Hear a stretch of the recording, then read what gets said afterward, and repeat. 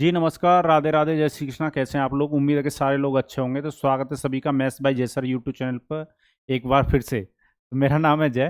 तो हम बात कर रहे थे कौन से टॉपिक की? कंपाउंड इंटरेस्ट की, यानी चक्रवृद्धि ब्याज की। तो आज का जो सेशन है वो बहुत ज़्यादा इंपॉर्टेंट होने जा रहा है। उसके पीछे रीजन है, क्या रीजन है कि रिसेंटली एसएससीजीएल 2022 में मैंने इस कंसेप्ट पर क्वेश्चन देखा। ठीक है, मैं तो कंसेप्ट ऑफलाइन में बहुत दिनों से पढ़ाता हुआ आ रहा हूँ, पर इस पर क्वेश्चन अभी तक आ नहीं रहे। तो फिर मतलब इसी बार 2022 में क्वेश्चन देखने को मिला। तो उम्मीद है कि मेंस के लिए भी ये टॉपिक बहुत ज़्यादा इंपॉर्टेंट हो जाता है, ये वाला जो कंसेप्ट है। और आने वाले CHSL हो, CP हो, या फिर वो CGL हो, इस पर क्वेश्चन धीरे धीरे ज़्यादा बनने लगेंगे। तभी मैं कहता हूँ हर कंसेप्ट को समझना जरूरी होता है। ठीक है ना? चलिए, तो आज जो मैं समझाने जा रहा हूँ आपको, उसकी थोड़ी सी रूपरेखा आपको मैं पहले से देता हूँ, समझिएगा। जैसे हमारे पास मान लो कोई एक प्रिंसिपल है, हमारे पास क्या है, कोई प्रिंसिपल है, एक कोई मूलधन है। ठीक है, कोई मूल राशि है, कोई मूलधन है, कोई एक प्रिंसिपल है। और बताइए जीवन कैसा चल रहा है? कोई एक प्रिंसिपल है। अब इस प्रिंसिपल को ना दो बराबर हिस्सों में बांटने के लिए कहा जाएगा। ठीक है, इस प्रिंसिपल को दो बराबर हिस्सों में बांटने के लिए कहा जाएगा। रेट ऑफ इंटरेस्ट आर रहेगा, पहले वाले पर मान लो टाइम लगता है T1 और दूसरे पर टाइम लगेगा T2, यानी टाइम तो अलग अलग रहेंगे पर रेट ऑफ इंटरेस्ट समान रहेगा। इस प्रिंसिपल को दो हिस्सों पर इस प्रकार से बांटने को कहा जाएगा, ठीक है, कि यहां पर जो अमाउंट बने, अमाउंट मतलब मिश्रधन, और यहां पर जो अमाउंट बने, दूसरा जो अमाउंट बने, वो दोनों समान हो। ठीक है, मान लो पहले को A1 दे देते हैं हम और दूसरे का नाम दे देते हैं A2, पर A1 बराबर A2 आना चाहिए। यानी कहने का मतलब ये है कि इस प्रिंसिपल को दो भागों में बांटने के लिए बोलेगा। प्रिंसिपल को दो भागों में बांटने के लिए बोलेगा। तो जैसे बांट देता हूं, पहले को मान लो P1 पार्ट है, पहला वाला, और दूसरा जो वाला पार्ट है वो P2 है। ठीक है, तो इस प्रिंसिपल को दो इस प्रकार से भागने बांटने के लिए कहेगा कंपाउंड इंटरेस्ट पर, चक्रवृद्धि ब्याज पर। इस प्रिंसिपल पर R% से T1 समय में जो अमाउंट बनेगा, यानी इस प्रिंसिपल में जो R% से और T1 समय में जो इंटरेस्ट बनेगा, कंपाउंड इंटरेस्ट, ये प्रिंसिपल और वो इंटरेस्ट शामिल होकर जो अमाउंट बनेगा वो, और दूसरे वाले भाग पर R% से रेट ऑफ इंटरेस्ट समान रहेगा पर T2 समय अलग रहेगा। तो अलग समय में R% से जो कंपाउंड इंटरेस्ट बनेगा, यानी ये प्रिंसिपल और वो जो दूसरा कंपाउंड इंटरेस्ट बन रहा है, वो मिलकर जो दूसरा अमाउंट बनाएंगे, ये दोनों अमाउंट क्या हो जाए, आपस में बराबर हो जाए। ठीक है, चलिए, उम्मीद है ये बात आपको समझ में आई होगी। चलो, तो आपने ना एक अमाउंट का फॉर्मूला पढ़ा होगा स्कूल के टाइम पर। क्या होता है? अमाउंट बराबर होता है P इंटू 1 + R/100 की पावर T। ठीक है, A मतलब अमाउंट, P मतलब प्रिंसिपल, R मतलब रेट ऑफ इंटरेस्ट, T मतलब टाइम। ये आपने पढ़ा होगा। थोड़ा सा मैं आपको समझाता हूँ किस तरीके से आपको इन प्रकार के क्वेश्चनों को सॉल्व करना है। 1 + R/100 की पावर T1, क्योंकि T1 समय में बन रहा है, रेट ऑफ इंटरेस्ट समान रहेगा, तो A1 तो ये बनेगा। A2 अगर आप बनाओगे, A2 अगर आप बनाते हो, तो ये भी 1 + R/100 की पावर यहाँ पर T2 हो जाएगा, क्योंकि समय अलग है। ठीक है, चलो, तो A1 की जगह आप क्या रख सकते हो? P1 ब्रैकेट में 1 + R/100 की पावर T1 बराबर। A2 की जगह क्या रख सकते हैं हम? P2 और ब्रैकेट में 1 + R/100 की पावर T2। तो यहाँ तक किसी को कोई कष्ट या परेशानी नहीं आनी चाहिए। क्या यहाँ से मैं P1/P2 निकाल सकता हूँ? तो आपको बिल्कुल निकाला जा सकता है। ठीक है, यानी मैं यहाँ पर ये कह सकता हूँ P1/P2 किसके बराबर हो जाएगा? ये हो जाएगा आपका 1 + R/100 की पावर T2 अपॉन 1 + R/100 की पावर T1। ये बन जाएगा। तो आपको बिल्कुल यही बन जाएगा। एक बार दिखा देता हूँ मैं क्या किया। P1 में P2 से डिवाइड दिया, तो ये इसमें डिवाइड लगेगा और ये इसको डिवाइड देगा। ठीक है, यहाँ पर ये T2 है। चलिए, तो यहाँ तक किसी को कोई कष्ट या परेशानी नहीं होनी चाहिए। आप देख रहे हो बेस समान है दोनों के, तो यहाँ से आप फर्दर ये कह सकते हो कि 1 + R/100 की जो पावर बनेगा वो T2 - T1 बनेगा। ठीक है, चलो, तो यहाँ से मैं कुल मिलाकर आपसे ये कह सकता हूँ P1/P2 बराबर किसके आ जाएगा? ये 100 का अगर मैं मल्टीप्लाई कर दूं, 100 प्लस आर, ठीक है, अपॉन में 100 की पावर T2 माइनस T1। अब ये T2 माइनस T1 को समझना बहुत जरूरी है, ये बहुत ज़्यादा इंपॉर्टेंट है। ये जो है वो किसको रिप्रेजेंट कर रहा है? ये डिफरेंस ऑफ टाइम को रिप्रेजेंट करता है, यानी टाइम का जो अंतर है उसको, डिफरेंस ऑफ टाइम, ये समय के अंतर को रिप्रेजेंट कर रहा है। ठीक है, ये किसको रिप्रेजेंट कर रहा है? Difference of time. यानी कहने का मतलब ये है कि दोनों प्रिंसिपलों का जो दोनों पार्ट हैं उनका हम रेशियो निकाल सकते हैं। कैसे? नीचे तो 100 लिखना है और ऊपर 100 plus R, rate of interest आपको दिया जाएगा वो लिखना है, और दोनों टाइमों का अंतर लेकर आपको पावर में लगाना है। ठीक है, चलिए, तो इस पर क्वेश्चन किस प्रकार से पूछे जाएंगे? जैसे एसएससी जेल 2022 में जो रिसेंटली क्वेश्चन पूछा गया है, पहले मैं सॉल्व करवा रहा हूँ, फिर इसी टाइप के जो क्वेश्चन और बना रखे हैं मैंने उनको सॉल्व करेंगे। जब तक ये बता दीजिए जीवन कैसा चल रहा है, बढ़िया चल रहा है। चलिए, तो इस क्वेश्चन को आप कैसे बनाओगे समझिए। क्वेश्चन कह रहा है divided 66,300 rupee between A and B such a way that the amount that A received after 8 years is equal to the amount that B received after 10 years with compounders being compound annually at rate of 10% per annum। 66,300 रुपये को ए और B के बीच इस प्रकार विभाजित करें कि ए को 8 वर्ष के बाद प्राप्त होने वाली राशि 10 वर्षों के बाद बी को प्राप्त होने वाली राशि के बराबर हो, जबकि ब्याज की दर जो है वो 10% वार्षिक हो। ठीक है, तो आपको कुछ नहीं करना है, मैंने अभी आपको बताया कि अगर आप दोनों प्रिंसिपलों का अनुपात निकालना चाहते हो या दोनों जो बनने वाले भागों का अनुपात निकालना चाहते हो, यानी इस वाले अमाउंट को हमें कंपाउंड इंटरेस्ट पर दो भागों में तोड़ने के लिए कहा गया है। तो अगर आप इस वाले अमाउंट को दो भागों में, मान लो P1 या P1 रेशियो P2 में बांटना चाहते हो, तो आपको कुछ नहीं करना है। 100 प्लस आर, आर का मान कितना है? 10 है। ध्यान रखिएगा, आर परसेंट तो 10 दे रखा है, पर अगर केवल आर को देखोगे परसेंट से परसेंट कट जाएगा, तो आर का मान सिर्फ 10 है। ठीक है, आर की जगह पे कितना रख दिया? 10, और नीचे कितना रहता है? 100। 100 प्लस आर अपॉन 100 लिखवाया था, और पावर में दोनों टाइम का अंतर। ठीक है, तो अंतर में हमेशा बड़ी वैल्यू में से छोटी वैल्यू को घटाना है।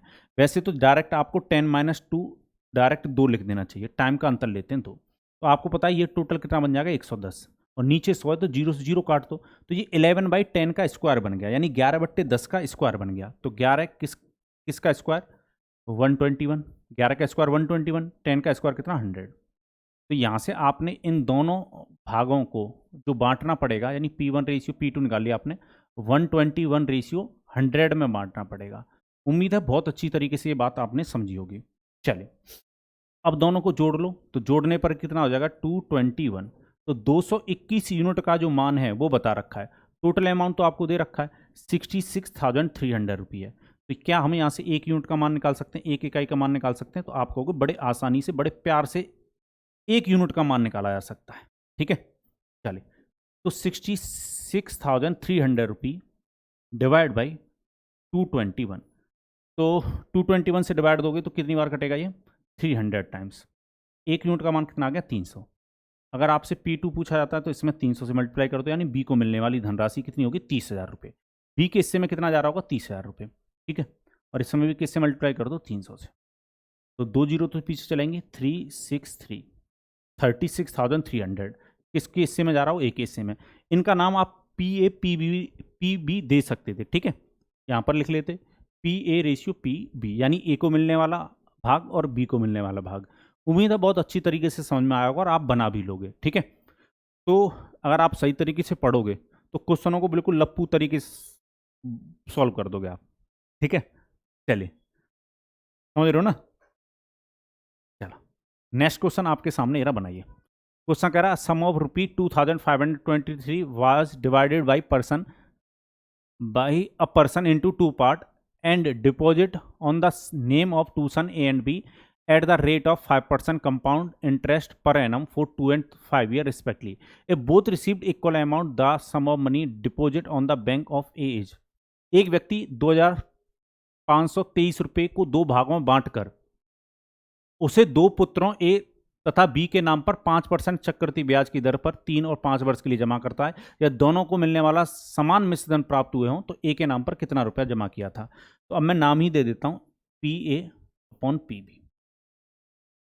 ठीक है, चलिए,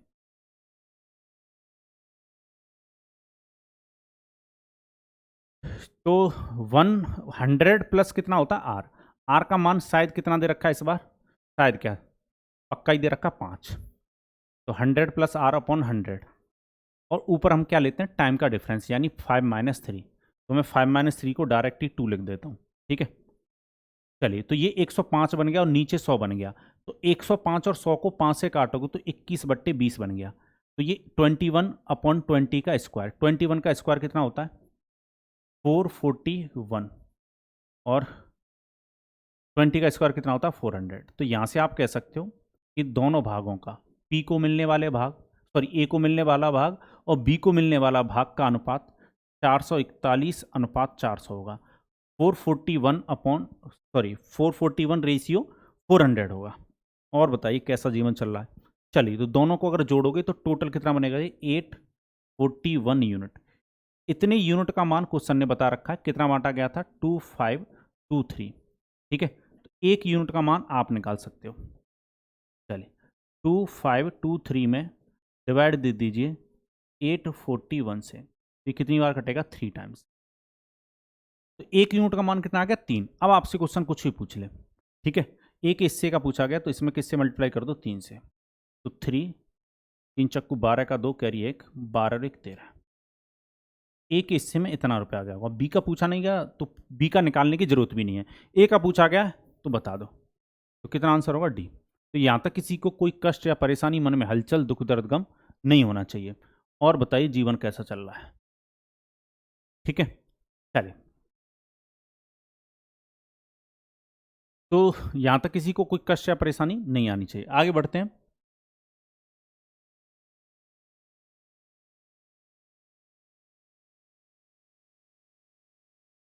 चलिए तो ये जो क्वेश्चन है यहाँ पर भी कितने साल की बात हो रही है, 5 और 3 साल की बात हो रही है। तो ये क्वेश्चन मैं होमवर्क में देता हूँ क्योंकि 2 साल का अंतर रहेगा, तो आप समझिए गए किस तरीके से आपको सॉल्व करना है, ठीक है। चलिए अगले क्वेश्चन को मैं बताता हूँ। जैसे इस तरह से भी क्वेश्चन पूछ सकता है।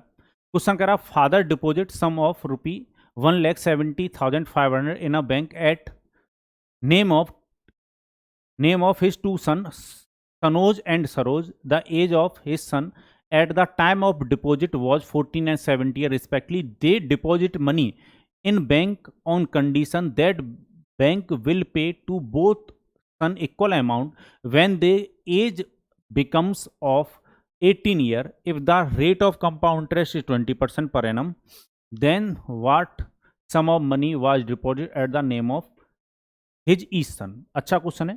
क्वेश्चन इस प्रकार से भी पूछा जा सकता है। तभी मैं कह रहा था थोड़े से क्वेश्चन मैं भी अपने लेवल पर तैयार इसलिए करता हूं आपके लिए, क्योंकि अगर इस तरीके से भी पूछा जाए तब भी आप कंफ्यूज ना हो कि ये वही कंसेप्ट पे है या क्वेश्चन को बनाना कैसे, ये जल्दी से आप समझ जाएं। एक पिता 1,70,500 रुपये अपने 2 बेटों सनोज और सरोज के नाम पर बैंक में जमा करता है। बेटों की उस रुपये जमा करते समय क्रमशः 14 और 17 वर्ष थी, मतलब उम्र जो थी उस समय कितनी थी 14 और 17 वर्ष थी। उन्होंने बैंक अधिकारियों के समक्ष यह शर्त रखी जब दोनों की आयु 18 वर्ष हो जाए तब दोनों समान राशि भुगतान की जाए, यानी दोनों को समान समान राशि भुगतान की जाए। यहां पर 2 बार लिखा हुआ है। यह चक्रवृद्धि ब्याज की दर 20% वार्षिक हो तो प्रत्येक के नाम पर कितनी राशि जमा की गई। अब देखो यहां पर समझिएगा, 2 बेटे हैं उसके, तो यहां पर भी 2 भाग बनेंगे P1 रेशियो P2। अब मेरी बात को ध्यान समझिएगा। तो 100 प्लस आर होता है, आर का मान कितना दे रखा है 20, 100 प्लस 20 अपॉन 100। और अब आप समझ गए होंगे तो मैं डायरेक्ट ही इसको 120/100 लिख लेता हूँ, जिससे आपकी क्वेश्चन करने की स्पीड एग्जाम में भी क्या रहे, ज़्यादा रहे। अब बात आपके दिमाग में ये घूमेगी कि टाइम का अंतर हम क्या लें, समय का अंतर हम क्या लें। तो एक चीज़ मैं बता दूं आपको, घबराने की जरूरत नहीं है। समय का अंतर जो लेना है आपको वो यहीं पर देख कर ले सकते हो आप, 14 वर्ष और 17 वर्ष को देख कर ले सकते हो। दोनों में 3 साल का अंतर है, तो यहाँ पर पावर में 3 आएगा, डिफरेंस ऑफ टाइम लेते हैं पावर में, ठीक है। या आप ऐसे सोचो कि 14 वर्ष वाला जो बच्चा है उसको कितने साल तक, 18 वर्ष तक दोनों को रुपया दिया जाना है। भाई 18 वर्ष के जब दोनों हो जाएंगे तब तो रुपया दोनों के पास बराबर बराबर पहुंचना चाहिए। तो 14 वर्ष वाले बेटे को कितने समय तक ब्याज मिलता रहा होगा, 4 साल तक। भाई एक को तो 4 साल तक ब्याज मिल रहा होगा, और जो 17 साल का है उसको 18 साल का होने में कितना समय लगेगा, 1 साल। 14 साल को 18 साल का होने में लगेगा 4 वर्ष का समय, और जो 17 साल का उसको मात्र 1 साल लगेगा 18 साल का होने में। दोनों के टाइम में कितने का अंतर है, 3 वर्ष का। ऐसे सोच लो, कैसे भी सोच लो, यानी ये जो 18 वर्ष है ये बेवकूफ़ बनाने के लिए आपको कह रखी है बात। तो टाइम का जो अंतर बन रहा है दोनों में वो 3 साल का बन रहा है, तो क्या पावर लगा दो 3। चलो इसको काटोगे तो ये 6 बार और ये कितना 5 बार। सिंपलेस्ट फॉर्म में तो लिख सकते हो, 0 0 काटा, 12 और 10 बचा, 2 से काटा ये 6 और 2 से काटा ये 5। तो 6 का जो क्यूब होता है वो कितना होता है, 216 होता है, 216। और 5 का जो क्यूब होता है वो 125 होता है। क्लियर है ये बात? ठीक है, चलिए। तो यहां तक किसी को कोई कष्ट या परेशानी, मन में हलचल, दुख दर्द गम नहीं होना चाहिए। ठीक है, चलिए। अब देखो यहां पर ना एक चीज आपको ध्यान रखनी है, वो क्या है वो समझिएगा। ये जो रेशियो आया है वो P1 रेशियो P2, हमने जो निकाला, जो 14 साल का जो बच्चा है उसको ज्यादा समय तक ब्याज मिलेगा। ठीक है, और जो 17 साल का बच्चा है उसको कम समय तक ब्याज मिलेगा। यानी दोनों का जब रेशियो आप लिखोगे 200, यहां से जब लिखोगे आप 216 रेशियो 125, ठीक है, ये बना। तो इस रेशियो में एक चीज ध्यान रखनी है आपको रेशियो लेते वक्त, कि जो छोटा है मतलब कम एज का है उसको ज्यादा समय तक ब्याज मिला, उसको ज्यादा समय तक ब्याज मिला, और जो बड़ा वाला है उसको कम समय तक ब्याज मिला है। ठीक है, चलिए। तो इन दोनों को जोड़िए, कितना होगा, 6 और 5 कितना, 11 का 1, 2 और 1 कितना 3, और 1 कितना 4, 2 और 1 कितना 3, 341 यूनिट हो गया, 241, 341 यूनिट हो गया सॉरी। और टोटल जो बांटा गया वो 1,70,500 रुपये बांटा गया है। तो यहां से 1 यूनिट का मान निकाल लीजिए, बस 1 यूनिट का मान निकालो। 1,70,500 में डिवाइड दे दीजिए 341 यूनिट से, 341 से, तो ये कितनी बार कटेगा, 500। 1 यूनिट का मान 500 आ गया। जैसे 1 यूनिट का मान आप निकालोगे, अब क्वेश्चन सॉल्व हो गया, अब बचा नहीं कुछ, इसमें 500 से मल्टीप्लाई कर दो, तो 2 जीरो चलेंगे, 25 का 5 कैरी 2, 10 और 2 12 का 2 कैरी 1, एक के इससे में इतना जाएगा, इसमें भी 500 से मल्टीप्लाई कर दो, 2 जीरो चलेंगे, 5 घंटे 6 से होगा 30 कैरी 3, 5 और 3 8 10, एक के हिस्से में 10,08,000 जाएगा और एक के हिस्से में 32,500। ठीक है, बात समझ में आई? यहाँ पर 5 और 1 6 होना चाहिए, यहाँ पर 62 होना चाहिए, इसको ठीक कीजिएगा। ठीक है, चलिए। तो देख लो भाई, ऑप्शन नंबर कौन सा आंसर हो जाएगा, बी। ठीक है, उम्मीद है ये बात आपको समझ में आई होगी। तो इस प्रकार के क्वेश्चनों को आप इजीली सॉल्व कर सकते हैं। ठीक है, तो यहाँ तक किसी को कोई भी किसी भी प्रकार का कोई कष्ट या परेशानी, मन में हलचल, दुख दर्द गम बिल्कुल नहीं होना चाहिए। ठीक है, चलिए। तो इस प्रकार के क्वेश्चनों को कर लोगे। ठीक है, देखो क्वेश्चन ऐसे भी पूछा जा सकता है। क्वेश्चन कह रहा, father divided a sum of rupees 1700 into 2 part and deposit them on the name of his son Sonu and Monu at rate of 16 or 2/3% compound interest per annum in a bank. If the amount received by Sonu after 5 years is equal to the amount received by Monu in 7 years, the sum of deposit on the name of Monu was। एक पिता 1700 रुपये 2 भागों में बांटकर अपने पुत्र सोनू और मोनू के नाम पर 16.2/3% वार्षिक चक्रवृद्धि ब्याज की दर पर जमा करता है। यदि 5 वर्ष के बाद सोनू को तथा 7 वर्ष के बाद मोनू को प्राप्त होने वाला मिश्रण समान हो तो मोनू के नाम पर कितने रुपए जमा किए गए। ठीक है, तो यहां पर भी तो भाई कहानी ऐसी बन रही है, घबराना क्या है। चलो P अपॉन, अब देखो मैं नाम से ही ले लेता हूं, पहला जो पुत्र है वो सोनू है तो PS नाम दे देते हैं, और दूसरा वाला क्या है मोनू, तो PM नाम दे देते हैं। ठीक है, सोनू का पार्ट और मोनू का पार्ट। चलिए, तो क्या होता है 100 प्लस आर, आर का मान देखो कितना दे रखा है, 16/2/3। अब देखो यहाँ पर 16/2/3 आप ले सकते हैं, और डिवाइड में कितना आएगा 100, और ऊपर टाइम का क्या आएगा, अंतर आएगा, टाइम 5 और 1 7, यानी 2 साल का अंतर है। अब देखो इसको सॉल्व करोगे तो टाइम लगेगा, इसलिए आपको क्या काम करना है, जब रेट ऑफ इंटरेस्ट फ्रैक्शन में दे रखा हो, जब रेट ऑफ इंटरेस्ट फ्रैक्शन में दे रखा हो तो आपको कुछ नहीं करना है, उस रेट ऑफ इंटरेस्ट का फ्रैक्शन निकाल करो, कितना होगा 1/6, 1/6 होगा। पर आपको पता है 1/6 तो हो रहा है, पर आपको इसमें 6 में 1 जोड़कर लिखना है, यानी 1 को 7 यूनिट मिलेगा, 1 को 6 मिलेगा। अगर आप इसको सॉल्व करते हो तो ये पूरा जो है वो 7/6 के बराबर ही आएगा। ठीक है, ये जो पूरा जो है वो 7/6 के बराबर ही आएगा। तो हमने शॉर्ट तरीके से लिख दिया, और पावर में कितना 2, तो 7 का स्क्वायर कितना होता है आपको पता है 49, और 6 का स्क्वायर कितना होता है 36। तो यहाँ से दोनों के हिस्सों का अनुपात आ जाएगा। PS और PM, इन दोनों के हिस्से का अनुपात कितना आ गया? 49:30। यहाँ तक कष्ट या परेशानी नहीं आनी चाहिए। ठीक है, दोनों के हिस्सों को जोड़ो, कितना हो गया जोड़ने पर? ये 9 और 6 15 का 5 कैरी 1, 3 और 7 85। 85 यूनिट का मान क्वेश्चन ने दे रखा आपको, कितना दे रखा है? 1700 रुपये। एक यूनिट का मान यहाँ से पता कर लो, एक यूनिट का मान निकालते ही क्वेश्चन बेहोश है। तो 1700 में डिवाइड दे दीजिए 85 से। 1700 से कितनी बार कटेगा? 100। 17 से इसको काटो कितना? 5। 5 से इसको काटो कितना? 20। ठीक है, तो एक यूनिट का मान कितना आ गया? 20। तो किसके पूछा गया? मोनू के हिस्से का।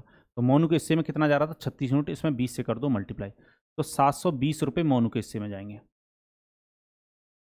ठीक है, उम्मीद है ये बात आपको समझ में आ गई होगी। तो आंसर होगा 720। ठीक है, तो रेट ऑफ इंटरेस्ट अगर फ्रैक्शन में दे रखा हो तब भी आपको घटाने की जरूरत नहीं है। ठीक है, तो उम्मीद है मैथ के तो दुख आपके धीरे धीरे दूर हो रहे होंगे, और आने वाले टाइम पर जब मैथ के दूर कष्ट धीरे धीरे दूर होंगे, आपको जॉब मिलेगी, तो जिंदगी के भी दुख ना धीरे धीरे दूर होंगे। ठीक है, तो इसी तरीके से पढ़ते रहना है। और आपको पता है नोटिफिकेशन आ गया, मेंस का भी आ गया, कैलेंडर आ गया एसएससी का, मतलब किस किस डेट को एग्जाम होने ये बता दिया गया है। ठीक है, सीपीओ का भी आ गया, सीएचएसएल का भी आ गया। तो अब टारगेटेड पढ़ाई कर सकते हो आप। तो ये जो क्लास है वो आपको बहुत ज़्यादा हेल्पफुल रहेगी। लगभग कंपाउंड इंटरेस्ट के भी कंसेप्ट क्या है पूरी तरह से मैंने क्लियर करा दिए हैं, यानी कंपाउंड इंटरेस्ट भी मेरी तरफ से पूरी तरह क्या है, लगभग फिनिश है। अब मैं आने वाली 1 या 2 क्लास में, 1 क्लास लगी तो 1, 2 क्लास लगी तो 2, जितना भी समय लगेगा उसके अकॉर्डिंग मैं क्लास बनाऊंगा आपको। और वो जो क्लासेस होंगी उसमें उस टाइप के क्वेश्चन कराऊंगा जिसमें सिंपल इंटरेस्ट और कंपाउंड इंटरेस्ट को मिलाकर क्वेश्चन पूछे जाते हैं। ठीक है, तो उन क्लास के लिए भी तैयार रहना है। तो पढ़ते रहिए, हंसते रहिए, मुस्कुराते रहिए। और कैलकुलेशन की क्लास भी आपको वीकली मिलती रहेगी। ठीक है, तो पूरी तरीके से मैं आपके साथ प्रयास कर रहा हूं कि आपके कंसेप्ट भी बहुत स्ट्रांग हो जाए और आपकी कैलकुलेशन भी बहुत स्ट्रांग हो जाए। बस थोड़ा सा आपको एक काम करना है, मुझे भी स्ट्रांग बनाना है। वो कैसे आप बनाओगे? इस चैनल को सब्सक्राइब कर सकते हो। ठीक है, या दूसरों तक पहुंचा सकते हो जिनको नीड है। चलिए, तो बाय बाय, टेक केयर। सारे लोग अपना ख्याल रखिए, हंसते रहिए, मुस्कुराते रहिए, और इसी के साथ मुझे अनुमति दीजिए। जय भारत।